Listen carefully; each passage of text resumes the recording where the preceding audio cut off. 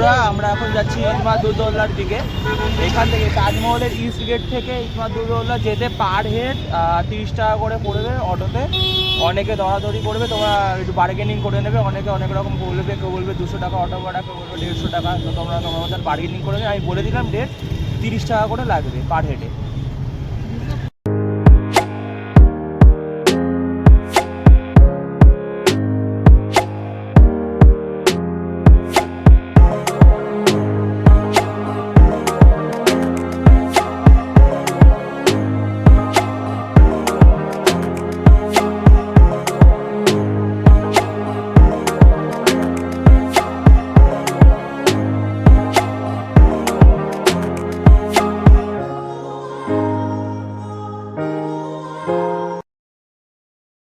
এখান থেকে বন্ধুরা, এখান থেকে ইতমাদ-উদ-দৌলা, এখান থেকে এন্ট্রি নিয়ে এখানে এই যে টিকিট ঘর, এর এখানে ভেতরে এখানটা টিকিট ঘর, টিকিট করতে পারবেন। তো এখানে টিকিট করেছি, তোমরা এখানে দেখে নেবে। 20 টাকা করে এন্ট্রি ফিস, AC 5 আর টোটাল 25। হ্যাঁ, আর দেন টোল ফ্রি, এটা হচ্ছে টোল ট্যাক্স টিকিট, আর 5 টাকা করে।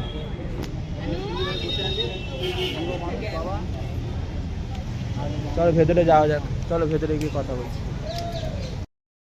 ইতমাদ-উদ-দৌলাতে কী কী জিনিস নিয়ে যাওয়া যাবে না, আর এখানে কিছু অনলাইন পেমেন্টস, তোমরা যদি অনলাইন টিকিট তোমরা যদি ভিড় থাকে ইতমাদ-উদ-দৌলাতে, তাহলে টিকিট না কেটে তোমরা আর্কিওলজিক্যাল সার্ভে অফ ইন্ডিয়ার এই যে স্ক্যানার, এই স্ক্যান করে তোমরা টিকিট কাটতে পারো অনলাইন পেমেন্টের মাধ্যমে, credit card and debit card বা UPI এর মাধ্যমে এখানে দেওয়া রয়েছে। আর এইখানে আমরা অফলাইনে টিকিট কেটেছি, যেহেতু খালি ছিল। আমরা ইতমাদ-উদ-দৌলার দিকে যাচ্ছি, যাকে বেবি তাজ বলা হয়। তাজমহলের আগে এই ইতমাদ-উদ-দৌলা কিন্তু সবার আগে করা, এবং তাজমহলে যা যা নকশা, যা যা ডুরান লাইনের কাজ রয়েছে, পাথরের কাজ, সব কিন্তু এইখানে আগে করা হয়েছে, তারপরে তাজমহলে করা হয়েছে।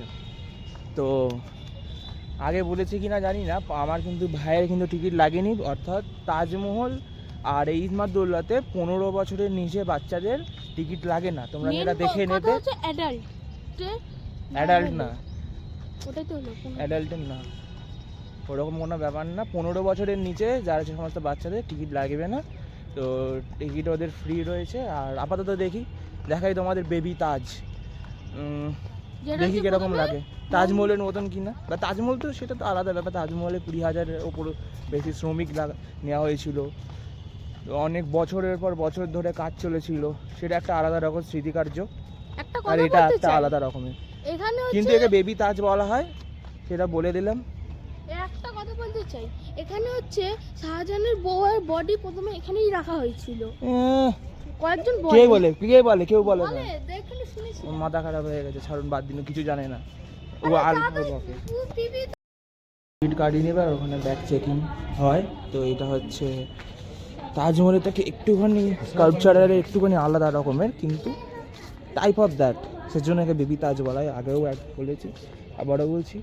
সুন্দর গার্ডেনিং করা রয়েছে, সিনেম্যাটিক শট দেখতে দেখতে আমি বলে দেবো একে। এখানটা এর যে হিস্ট্রি, এর ইতিহাস কি কি বহন করে আছে এই জায়গাটা, আমি আস্তে আস্তে সব বলবো। বন্ধুরা, এখন আমরা পুরনো তাজমহলে এসেছি, ছোট তাজমহল। দেখুন সমুদ্রিক ব্লগার এখন ফটো তুলছি।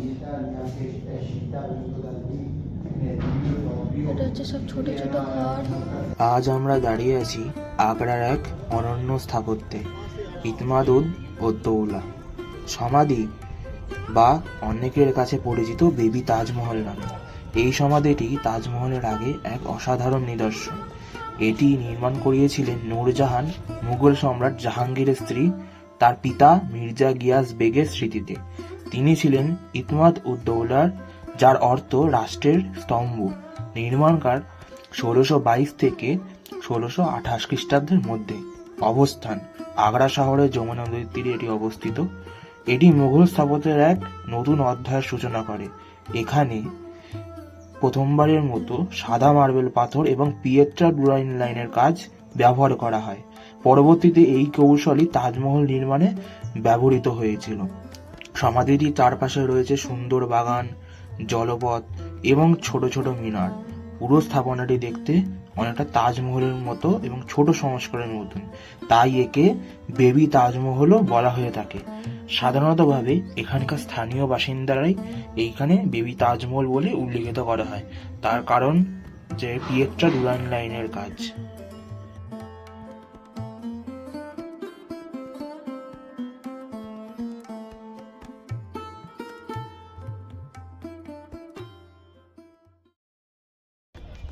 বন্ধুরা, তারা তোমরা এই ঈদমাদৌলাতে আসতেই পারো। জায়গাটা বেশ ঘুরে ভালোই লাগলো। তাজমহল থেকে বেশি না 10 মিনিটের দূরে। আমি তোমাকে আগেই বলেছি যে কত টাকা কি ভাড়া লাগবে, তোমরা আসতে পারো। তো জায়গাটা বেশ ভালো, বেশ সুন্দর, নিরিবিলি। তাজমহল যেরকম অনেকটা ভিড়, স্বাভাবিক ব্যাপার, যেহেতু ওটা সপ্তম আশ্চর্যের মধ্যে একটা, যেহেতু ওটা ভিড় হবেই। কিন্তু এই জায়গাটাও বেশ খারাপ না, যেহেতু তোমরা ঘুরতে এসো তো এই জায়গাটা আসতেই পারো। এটাও ভালো জায়গা বেশ। দেখা হচ্ছে আগ্রা ফোর্টে গিয়ে।